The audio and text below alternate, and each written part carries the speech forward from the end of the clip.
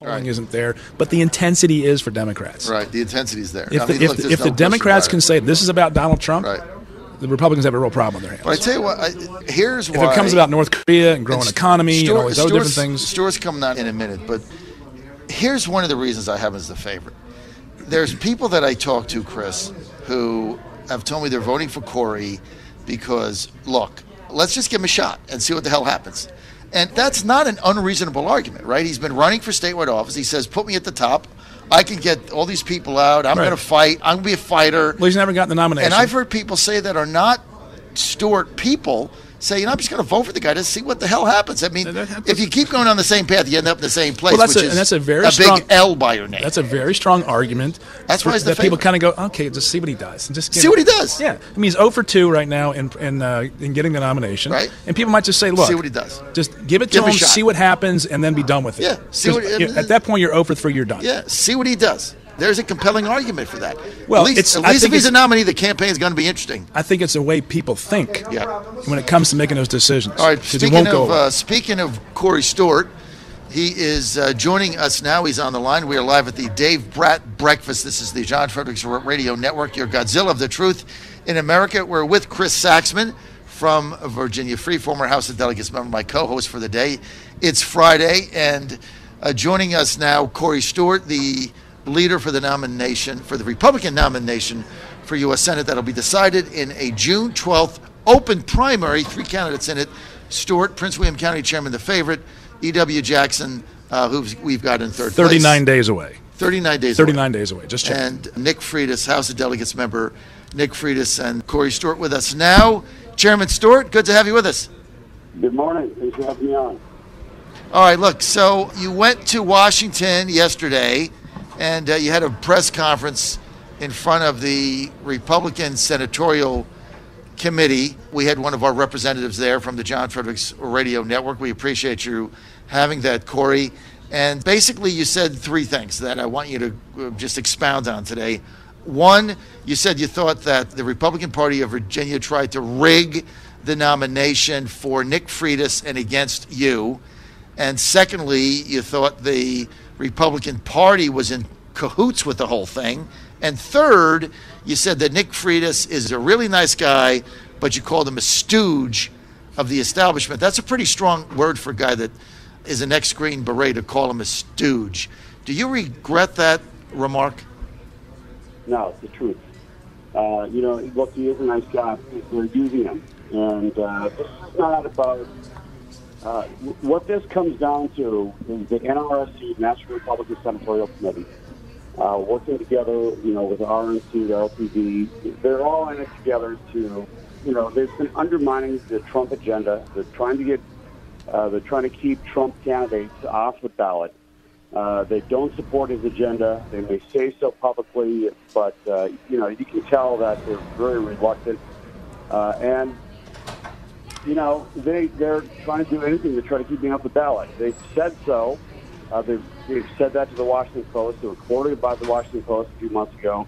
Then you've got those comments, by the RPD that are now in a document that was submitted to the court by Ivan Raiklin. I don't think he would lie about that.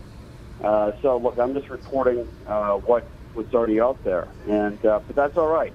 I don't mind standing up to the establishment. They don't like me. I don't like them.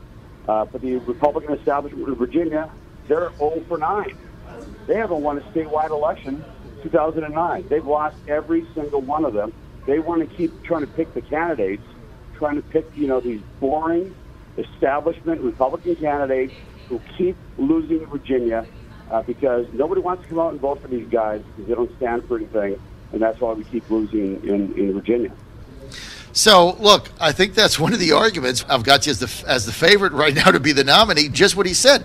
The Republican Party of Virginia, Saxman, they're 0 for 9. Nothing to lose. They haven't won a race. They got nothing to lose. Nothing to lose. In fact, they're not only losing, they're getting crushed, right? I mean, it's... Well, not crushed. No. They're getting crushed. 9. Yeah, 0 for 9 and getting crushed. They just Not all those races were crushed. I mean, Ed got really close in 14. Well, the last one, they got crushed, all right? Well, the last one, they got destroyed. They got destroyed. Right. So it's like, well, I mean, look what Stewart is saying. But I hey, understand what Corey Stewart is saying, and I don't necessarily disagree with it as a campaign. Why not try tactic. something else? Right. You go down the same path, you end up in the same place. Exactly. All right, Corey, let me ask you this. Just elaborate for our audience. You blasted the Republican Party of Virginia yesterday at the press conference, and you alleged that John Whitbeck and the Republican Party of Virginia was somehow complicit in keeping Raiklen off the ballot because they were afraid that he would take votes away from Nick Freitas. I mean, that's kind of a stretch out there. How do you come to that conclusion? Well, John, I mean, that's not what I said. That's what Ivan Raiklen said in a lawsuit. In a lawsuit that he submitted to the court. I mean, he's not a dumb guy. He's not going to, submit false information in a lawsuit. And that's what he said. So, look, I don't have any reason to doubt it. So the bigger picture is what the NRSC did several months, back in January, back in December, rather. They clearly don't want me on the top of the ticket. They think that, I'm going to somehow damage, other Republicans in the state. And the thing is, they keep saying this stuff, but they keep running the same types of campaigns. They don't want me up there. Why don't they want me up there? Well, I'm hardcore on illegal immigration. I stood against the removal of Confederate monuments in Virginia, and now they know that once I get the nomination, that the Democrats are going to say, look, here's this guy, he's too hard line.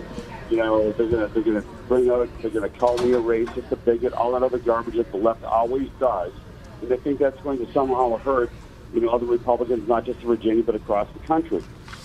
But, of course, we know that the exact opposite is true, that if you don't get your base out in a midterm election, if you don't get your base out in a midterm election, you're toast.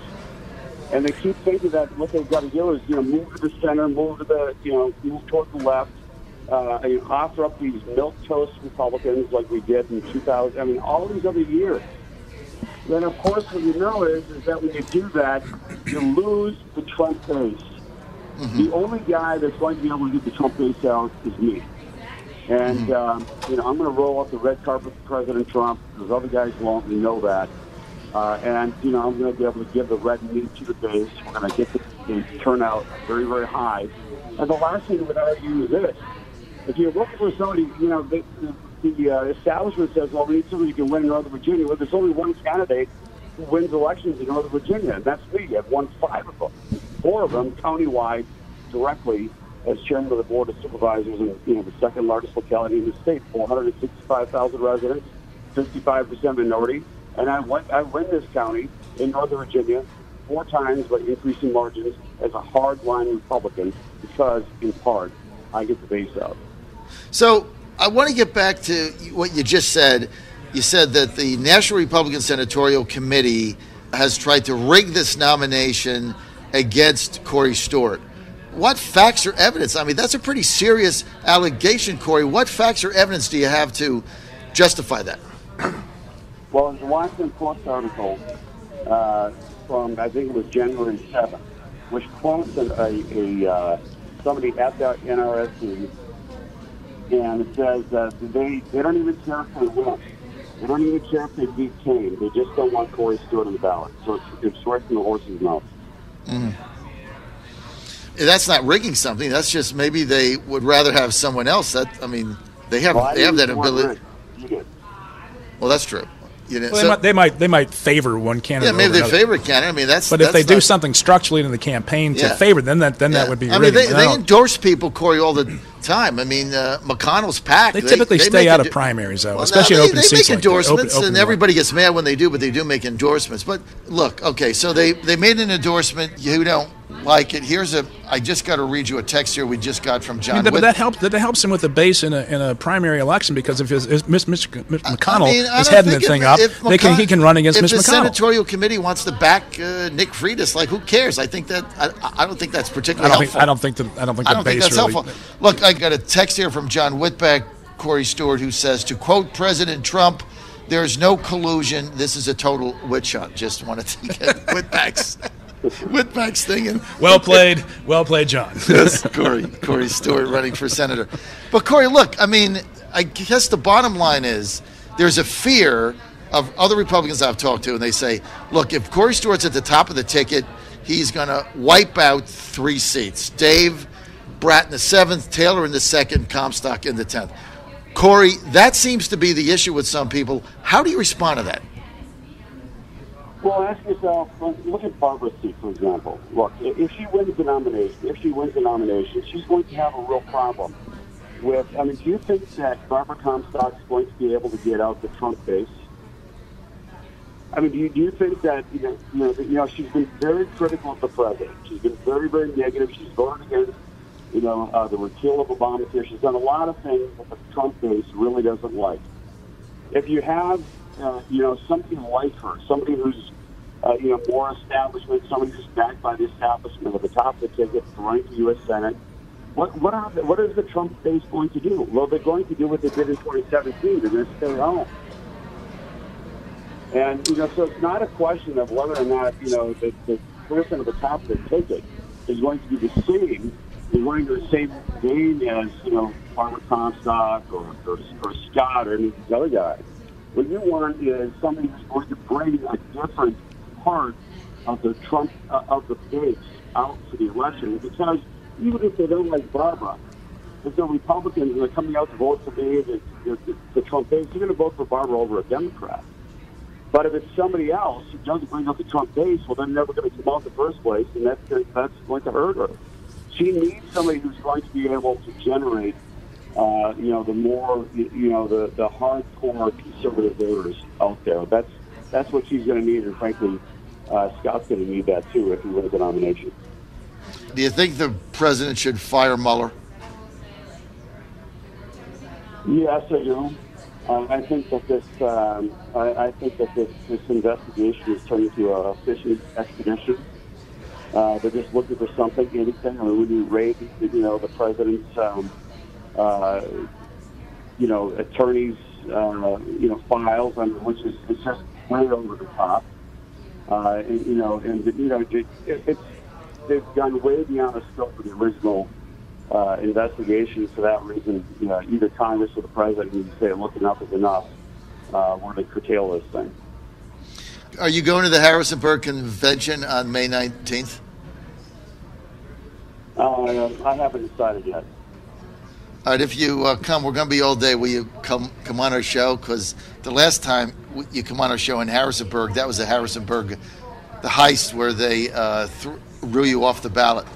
They're always throwing you off the ballot. They're always throwing him off the ballot. They don't like him. They're just not being nice to Corey. I know. They threw him off the ballot. Remember that? When was Corey? This? It was at the Harrisonburg.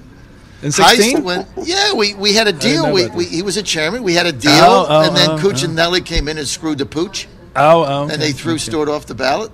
Well. And then we had him on our show. Yeah. So, I mean, look, there's... John, I want to clarify something, too. I mean, it sounds like John Whitfield is listening. I'm not making accusations against RPD. I'm just repeating what Raikkonen said in the lawsuit. That's it. Okay. Well, that's fine. I want to clarify, since he's listening, I want to make that very clear. That's fair. Well, I have to say this. We have made our prediction on the race. I've got you as the favorite.